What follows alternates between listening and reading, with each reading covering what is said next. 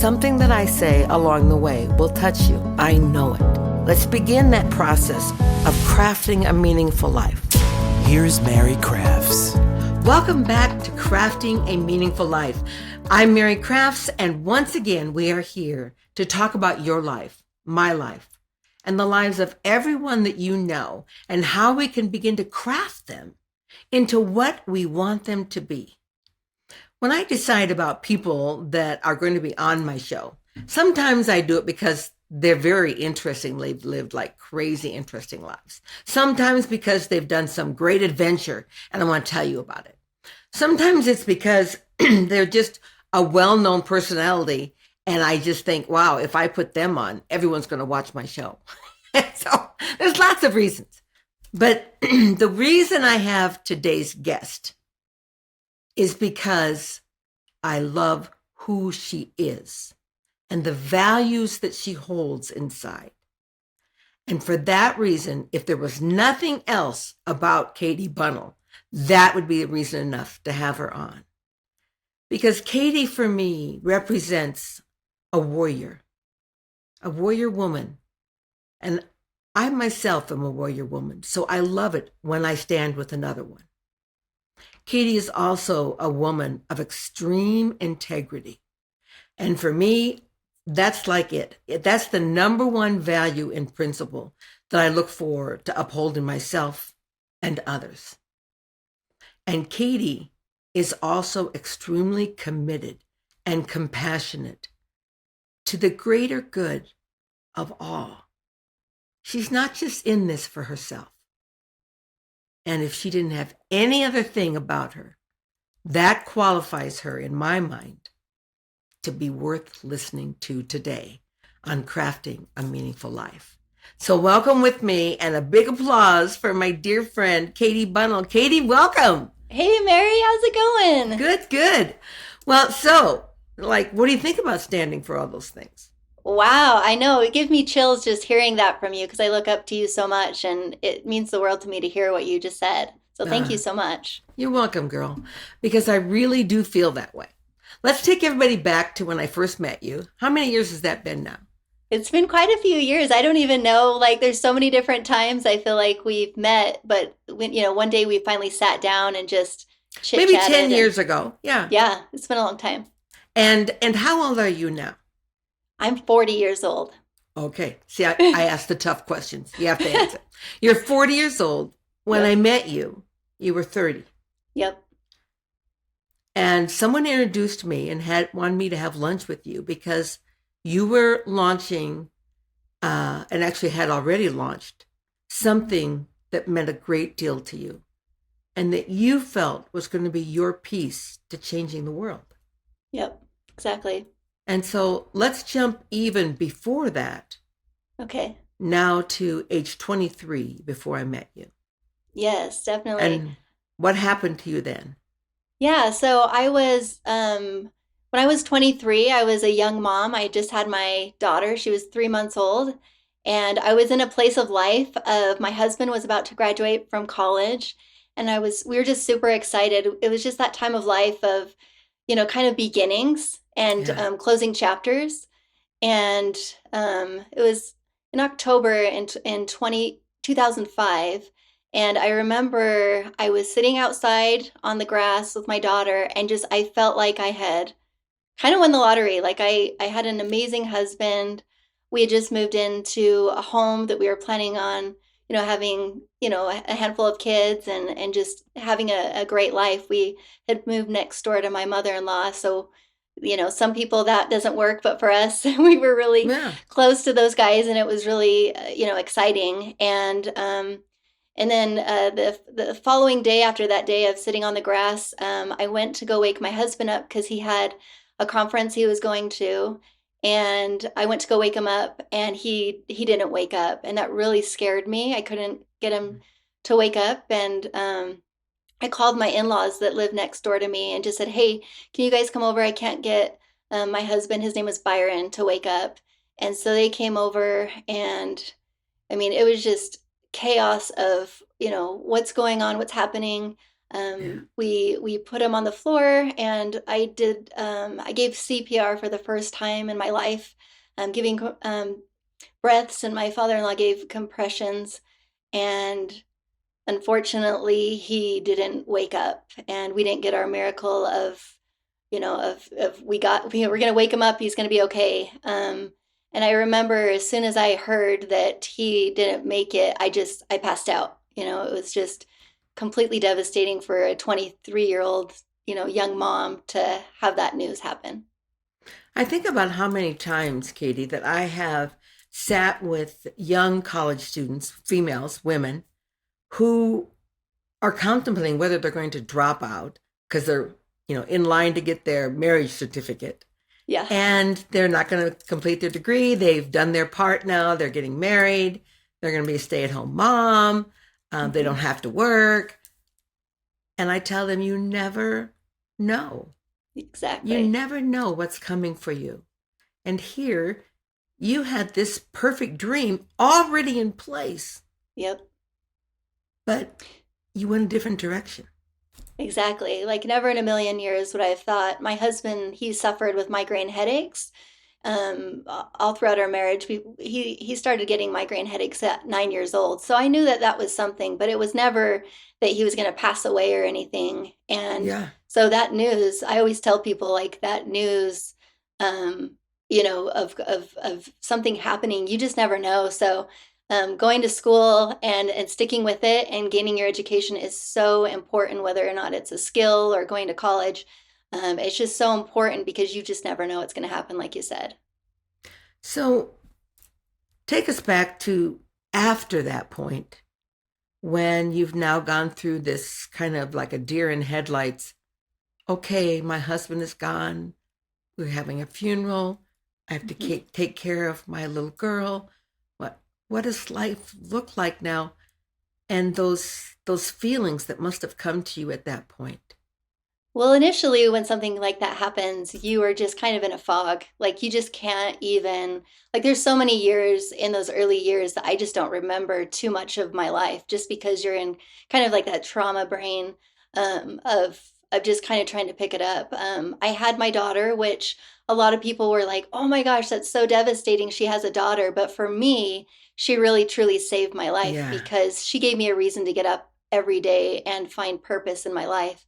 And so after it happened, we had to move out of our home because now we didn't have life insurance or anything like that. Uh, So we actually sold our home in December, which is, typically they don't sell homes in December. It's just a month that it doesn't do super well. But we sold our home in December.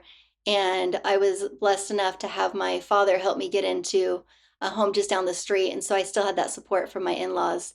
And we had, it was, you always think of, when you're in a situation where you don't want to ask for help. None of us like asking for help, but I had family that just kind of all came together and we mm. gutted a home that I moved into. We redid the roof, so we were in like kind of construction mode of making a home for me and my daughter to live in. And I'll be forever grateful for everyone who jumped in to help because that was a hard, hard to Yeah. have people help you, during that time. But that's what I did. I moved out of my home and then I started training for a marathon because that was another something that got me, my mind off of what I was doing. So me and my father-in-law, we ran the St. George Marathon the following August after he passed. So how important is that step to actually help you move out of the grief mode to set a goal like that? Oh, that was huge, right? Because if you don't get out of that grief in some way, like if you're just, for me, it was, there was a few things during that journey that I was able to get out of my head. But running and getting out there, moving my body, when you're as on the adventures that you've been on and the training that goes into it, you have time when you're running to have conversations Yeah. and to get things off your chest and to heal during that time. So it was definitely a healing journey for me, training for that marathon. I think about you're right. When I was training for Killy and all the hikes that I would go on, when you're alone, and you're Yeah. just with your thoughts. And when I was doing that, I didn't even listen to music because I really wanted to use that time to strengthen myself, to think about my thoughts, and because it's my thoughts that were going to take me to the next step. That it really is a time that you can steel yourself if you're involved in a physical program to help move you out of that grief. Yeah. I think it's better than going to grief counseling when you have that ability to get up and move. And for me, I actually made CDs. That's what was back in the day. CDs. I made discs of songs that I felt that I would just kind of get some of those emotions out by listening. So I have like Yeah. D1, D2, D3, and it was And really you're healing playing a for little, me. carrying a little disc player. Exactly. Okay, I Exactly. remember those days. Okay. Yeah.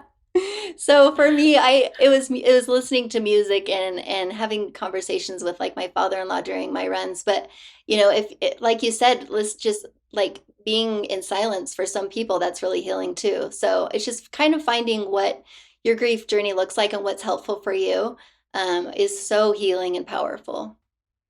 And at that point, had you completed your college education? So no, so it was after my marathon that, again, it was like, what am I going to do? I'd gone to hair school, but it wasn't something that I thought I would do forever. And I didn't feel like something that wanted to do to raise my daughter. I'd put a hair salon in my home to do hair while I was going to school. So it definitely helped me that way. I actually closed my clientele in 2006, and I still have several clients, but I was able to work while I went to school, and I started in January, um, that following year after my husband passed away. And for some reason, I truly believed that I couldn't do school. Like I thought I wasn't smart enough. I thought, I'm just going to give it a try. My mother-in-law was like, "I'll go with you. Let's just try it out."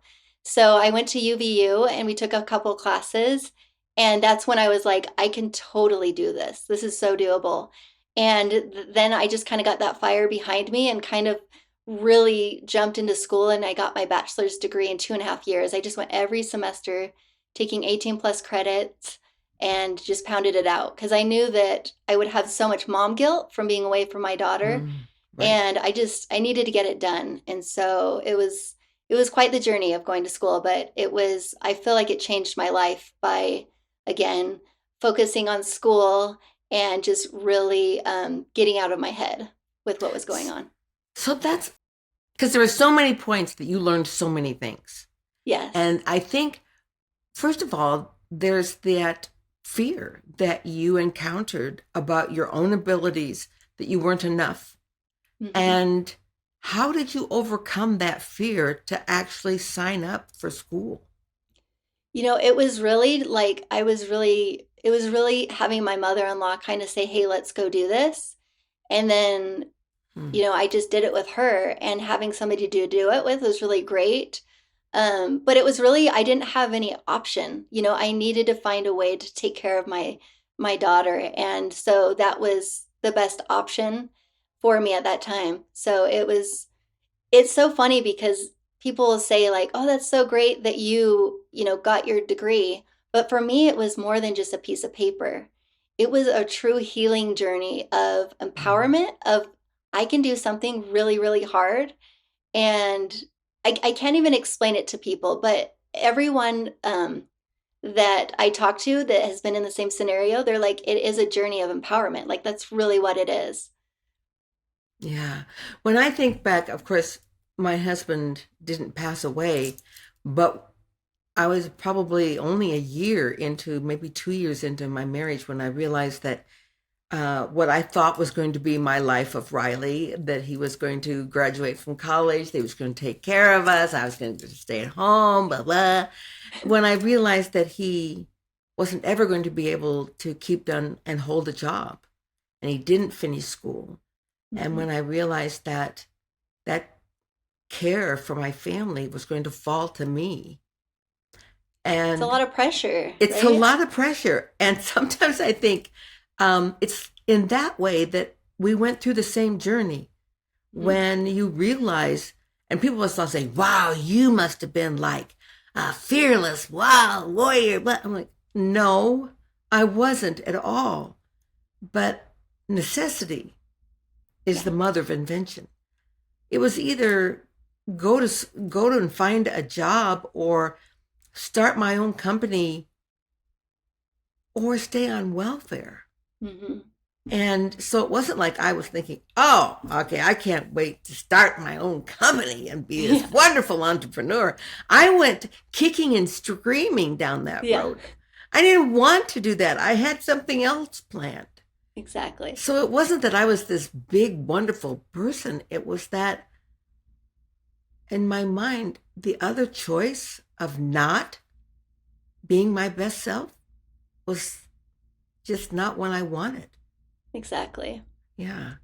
Exactly. I feel like our stories, like there's so much relation to our stories and what happened to us and just kind of where we are now. And your journey really is inspiring to so many, and I'm so grateful to know your story and that you had the courage to share. I do now. I didn't for many years. Exactly.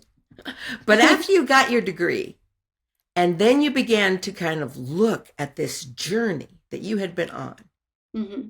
you had a couple choices, Katie. You could have just sat back and said, okay, that was really great. I really am kind of a fabulous person. And good luck to everyone else who might be trying, in those struggles. And I'm going to focus on myself and my daughter and now a new husband. Yes. But you chose something different again. Yes, exactly. So after I graduated college, my family came to me and said, "What do you think about doing a scholarship for single moms?" And I was elated because I thought when I was going to school, I'm like, back then there just wasn't very many resources available. I remember I was going to try and see if I could get help with childcare, and I remember they said, "Go here and then you'll get some support." And so I went there, and then they said go there, and so I was just ping pong to where I just never got any support with childcare. And so from my experience, I was like, I need to do something. I need to help these moms while they're going to school, because I had one child. I couldn't imagine having several children and being able to do it. And so when my family said, let's start a foundation, I jumped on board immediately. And in 2010, we started the Live Your Dream Foundation. And we provide scholarships for any single mothers in Utah that want to gain an education to better provide for their families that will increase their earning potential. Isn't that like it's totally amazing? When I think about going from this 23-year-old girl. Yeah. You were still just a young girl, lost her husband, had a young child. Your whole world's ripped apart. Yes. To now having empowered yourself. And your very next thought is, I want to empower others as well. Yeah, me and my husband, Byron, we loved serving others. That was a huge passion of ours from a young age. I mean, it was just something that was just supernatural, and that we always would find ourselves and jump into helping people. And so it felt so necessary for me to do what I do now. I'm a mom of 4 children, and I do philanthropy full time, more than full time, to help single mother families. Yes. More than full time. So I'm blessed that like you said, I remarried, so my husband's able to provide for our family. And it wasn't easy in the early years when we're living paycheck to paycheck, and it was a struggle. But I just couldn't let down the single moms in Utah, because I knew that feeling of where they started and where they were, whether or not it was divorce or widowed mothers. But I don't know, when you go through something like that, it's hard to not want to give back. I mean, for me, it was really hard not to do something like that. So I'm just super grateful to have the opportunity to do it. It's one of the reasons I just absolutely love you. I love you so much, Katie, and admire you and who you are. I feel the same way about you, Mary. I always tell you, and I hope you feel that, because I love you so much. I remember the first time, so now 10 years ago, when Ken Avery actually took us to lunch Yep. and said, I want you to meet this woman. And she has started a foundation and she's helping single mothers, blah, blah, blah. And I thought, okay, I'd love to meet her, thinking that she's probably my age. At the time, but she's probably close to 60, because that's when you start thinking about, what is the legacy you're going to leave? Yes. And I walked into that restaurant and I took one look at you. I mean, because seriously, right now you look 20 and you're 40. So 10 years ago when you were 30, you looked 12. Okay. Yeah. Yeah. And I walked into that restaurant and I was just like, what up? This young child has started a foundation? Yeah. And what could she possibly know about life and struggle? Exactly. And I was like, what up? But that day, as I sat there and I listened and I heard your story, I realized you kind of packed a lot of life into a few years. Yeah. And just because you looked super young, didn't mean that you were young. And sure. just because you looked so amazingly just peaceful and happy didn't mean that you hadn't seen struggle and failure and struggle and failure. And you didn't know what it was like to want more. Yep. Well, and the thing is for me, it's, all the struggles that I've been through. I mean, I've been through so many. When I was graduating college, I was in the last semester, and I was struggling with an eating disorder, and I almost didn't graduate college. My therapist told me to just quit college because of what was going on, and Wow. and I was able to graduate, and I really have been through a lot of trials in my life, and I felt like, after my husband passing away, one day I said the worst thing you can say. I said, "Bring it on." You don't say that. Ah. You don't say Yeah. that. And I've had a lot of different trials in my life, but you know what? The biggest thing that I've learned through trials is to learn from them. And when we can learn from them, it's, our trials are like gold. And that's what I've done. I've learned from the different things that I've gone through, and I've turned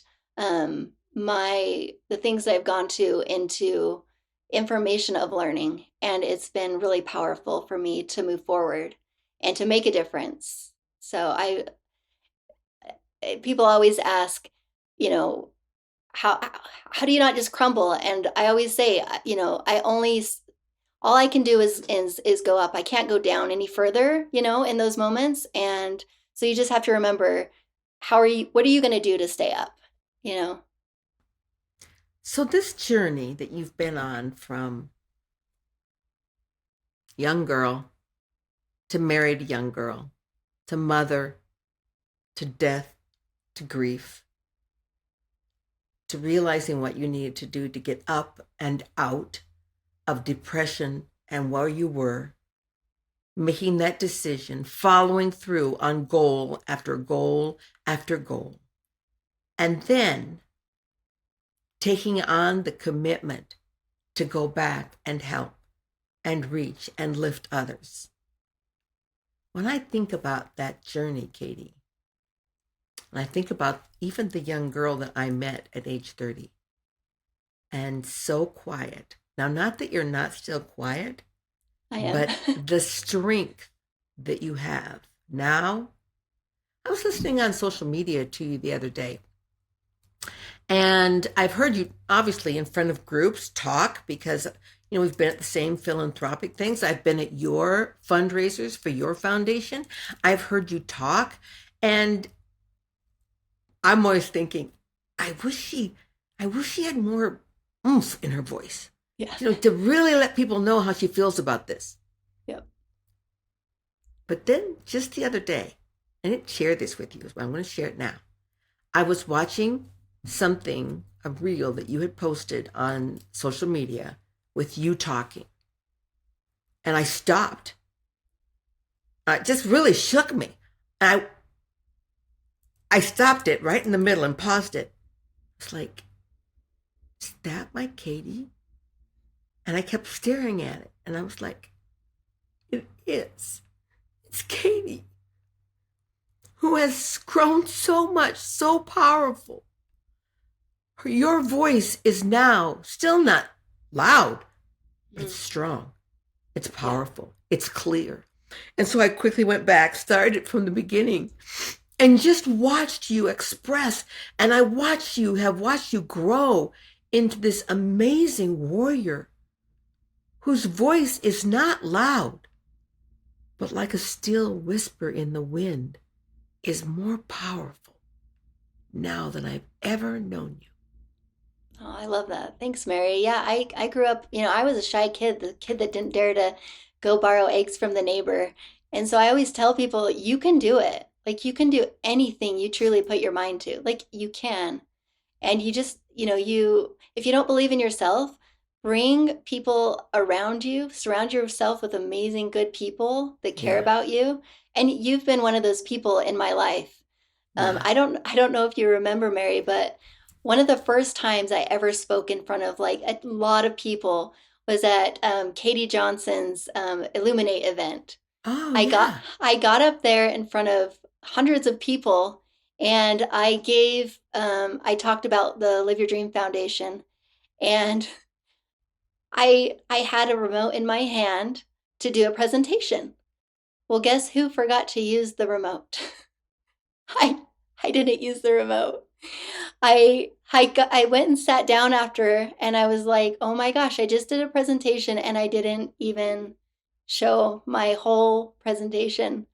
So I started with so many failures, and I just kept not giving up. And that's what you have to do. You can't give up when things get hard.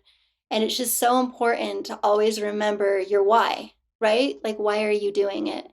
And to just stay focused on that, because then you can truly do anything you put your mind to. Yeah. So let's talk about that for just a minute. Your why. Share with my listeners your why and how you knew it was your why. I would say my why is to support single mother families, just because I was in that scenario and I know a little bit of what it feels like. I don't know everyone's scenario, but I know what mine was, and I know that that was really, really hard.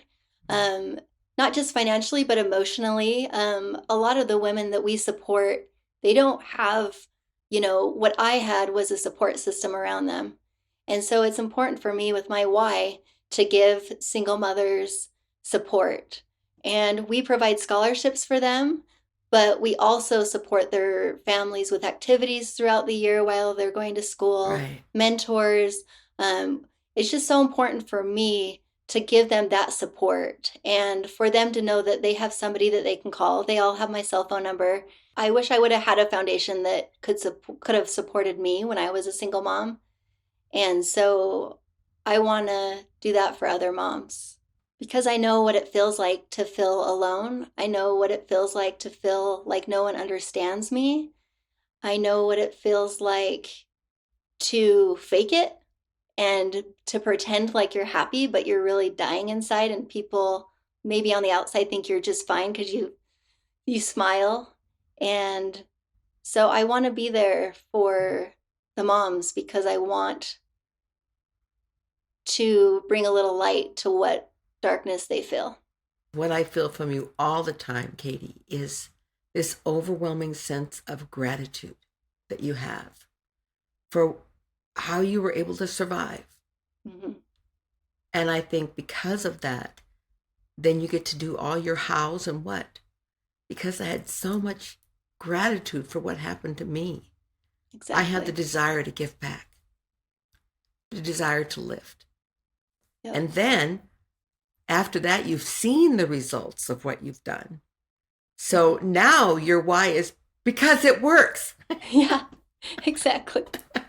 Exactly. Yeah, we've given over $400,000 in scholarships, and we were awarding scholarships twice a year. We still award scholarships twice a year, but we were giving all the money away. and we've created an endowment fund, and we almost have a half a That's million amazing. dollars in That's that amazing. fund. Yeah. And so, we want to be able to do this for generations. I want my legacy to be after I'm gone that single mothers have support. We've created a whole resource center at Live Your Dream. So, we promote all of the local charities and so that they can have support. Because it's just so important to me to give support to single moms in Utah and for them to really, truly feel like somebody has their backs.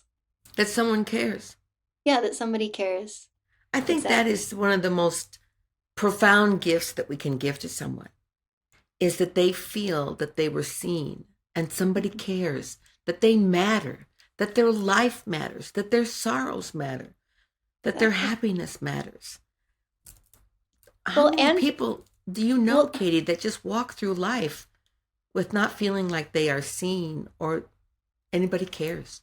yeah, I think that, that's like the common thread of it is I've always like from a young age, I've always, in high school it was, trying to find the kids that didn't have a friend and including them in our group. And I think that for me, I had that piece in me that I felt like, I wasn't cared for, even though I have, so many people that cared about me. But it was just it's always been important to me to make people feel included and cared about and to be like really truly feeling that way. It's not like any kind of show or anything to gain. It's that I want people to feel that way. Whenever they leave being with me, I want them to feel lifted in some way. And they do. You and I, one thing I just keep thinking about how many threads that we have connecting us. Yep. For example, when you talked about um, that you were having an eating disorder, Yep. and I had an eating disorder. We were on opposite ends of the spectrum, Yeah.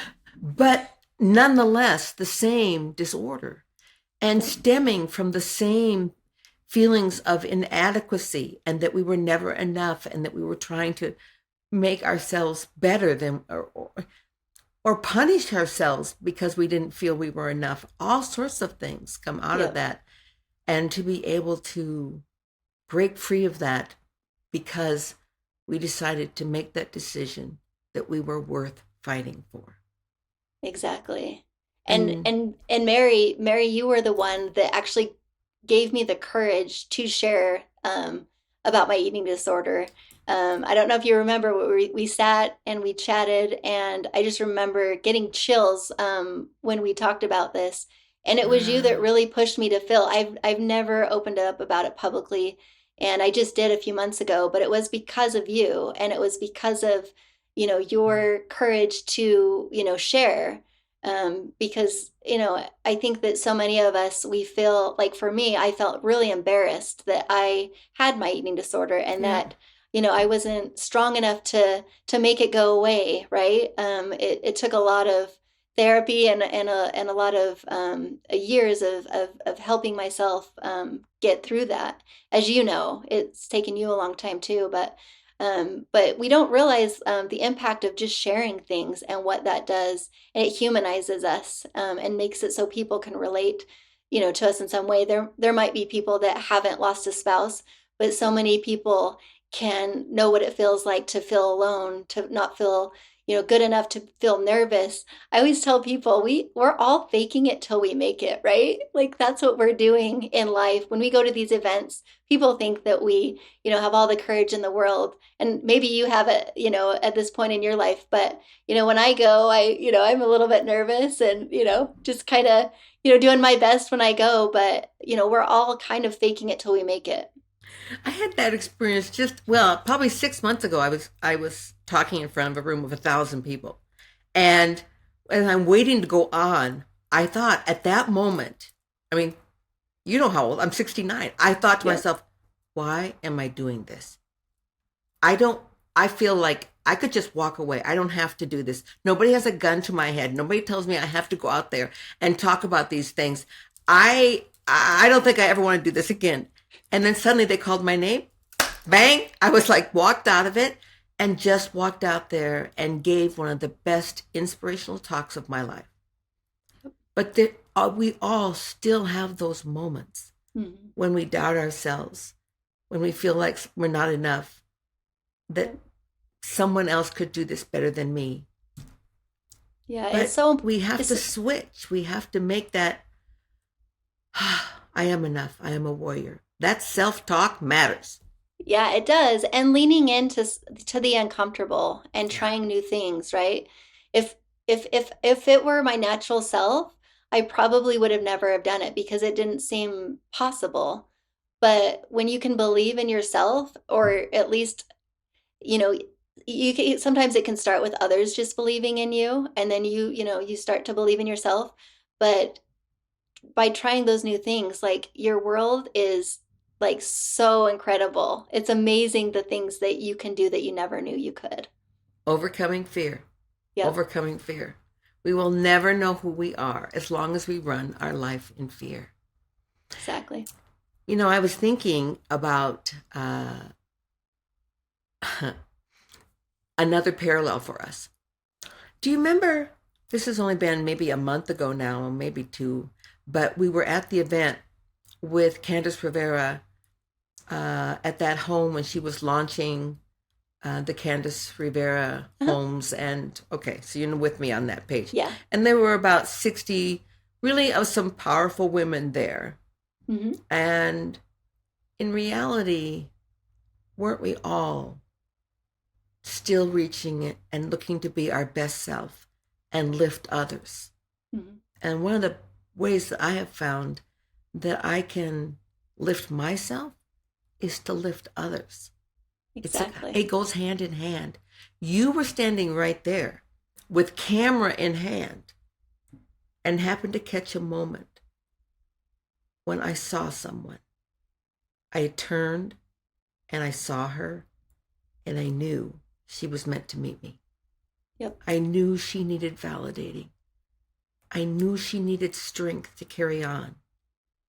And I just reached out and embraced her. And bless your little heart, you just caught that. You Yep. caught those emotions on camera. And that was one of those moments for me where I thought, that's why. That's why I do this. This is the why. Exactly. Now, wait just a minute. Fast Okay. forward. We're now at your golf tournament.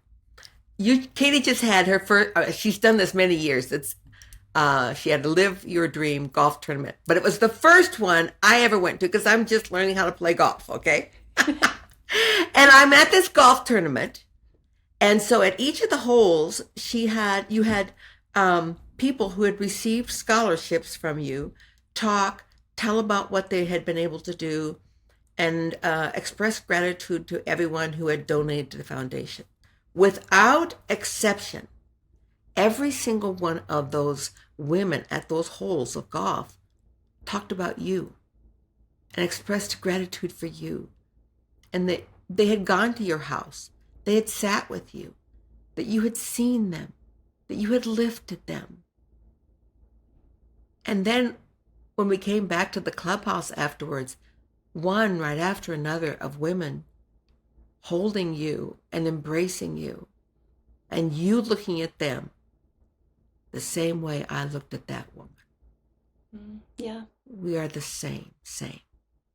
It's so true.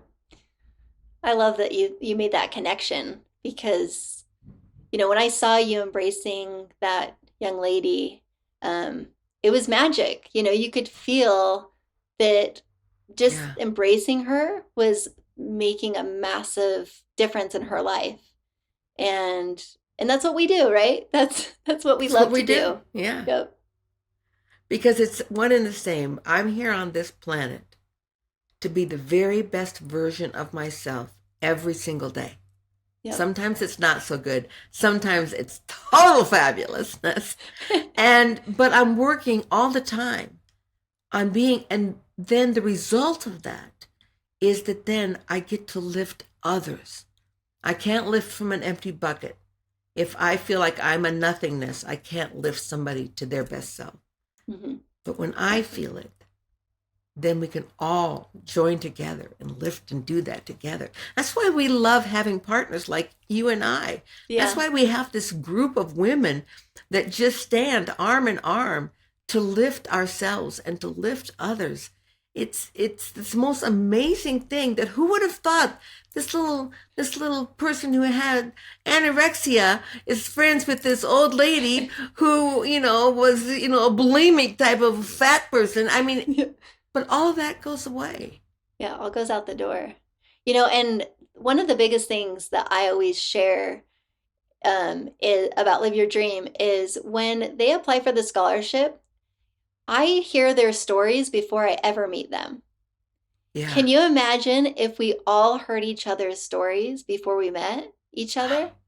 Like, it would be a game changer in life, because once you learn about somebody and know someone, any judgments or anything about them go out the window. And I just think that's so powerful to learn people's stories. And exactly what you're doing is you're sharing a piece of Mary. And so anyone that listens to you is getting to know you personally. And I think that's really powerful. Katie, thank you for coming, and thank you for being here. Thank you for being a woman who learned how to lift herself so that now you could lift others. Thank you for being a role model to me. Thank you for being one of my best friends. And thank you for telling your story to my listeners, that they can also be empowered and realize the first lift is within, and that the joy we feel is when we learn to lift without for others. Thank you so much, Mary, for having me. You're one of my best friends, and I just appreciate you so much. And just remember from Katie, I always say you grow through what you go through. Okay, I usually have some sort of a thing that I have listeners put on a Post-it note and put on their bathroom mirror for the week. And that's it. Yeah. Write that down on your Post-it note and put it on your mirror. I grow through what I go through. Amen. Katie, thanks so much for being with us today. And thanks for everyone as we take this journey of crafting our meaningful lives. Listen to the full podcast today and subscribe on iTunes, Stitcher, Google Play, and more. Crafting a Meaningful Life with Mary Crafts.